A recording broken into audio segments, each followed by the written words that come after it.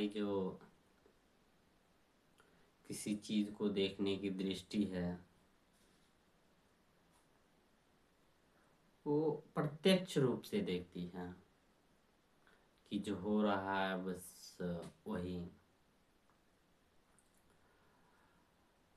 और वासना की दृष्टि तो जो हो रहा वो भी नहीं देखती है, रिजल्ट क्या होगा वो भी, तुरंत रिजल्ट क्या होगा।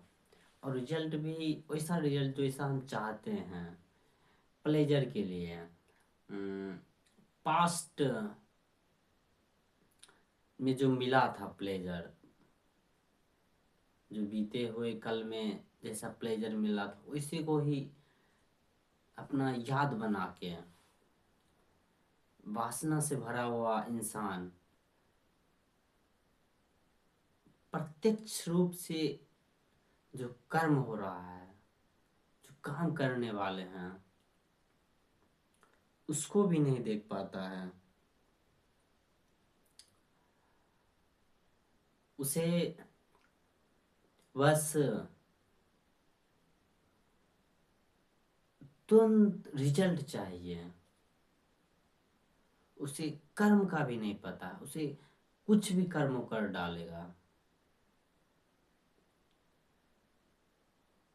और जो थोड़ा सा वासना से कम ग्रसित होता, हालांकि रहता है वासना से, वो प्रत्यक्ष रूप से कर्म को तो देख पाता है, कोई कर्म हो रहा है या मेरे द्वारा कर्म कर रहा है या समाज द्वारा संसार द्वारा कर्म हो रहा है,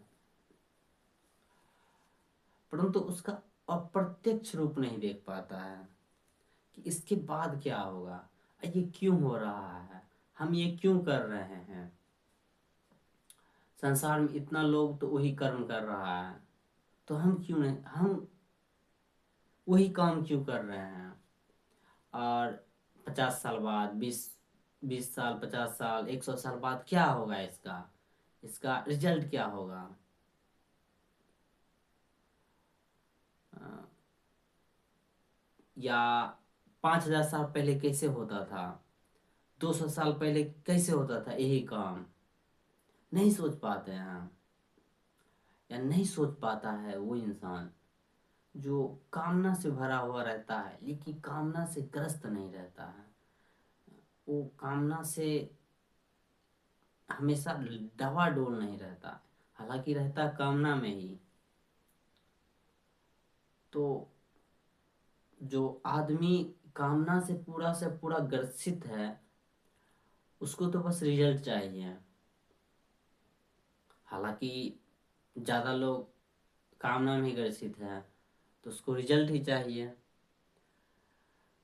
परंतु जो आदमी बहुत कम मात्रा में कामना में ग्रसित है, यानी उसका कामना घट रहा है या वो उसका कामना जागृत ही नहीं हुआ है, कामना का जो पूर्ण रूप है वो जागृत ही नहीं हुआ है, तो वो अप्रत्यक्ष रूप को भी नहीं देख पाता है।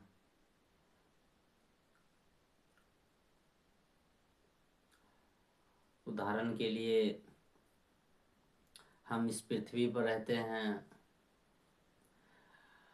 जहां तहां खा के प्लास्टिक फेंक देते हैं या गंदगी मचाए रहते हैं। हम उस प्रत्यक्ष रूप को भी नहीं देख पाते, इससे क्या इफेक्ट होगा, उसका अप्रत्यक्ष रूप भी नहीं देख पाते हैं, इसका कितना साल तक इफेक्ट होगा।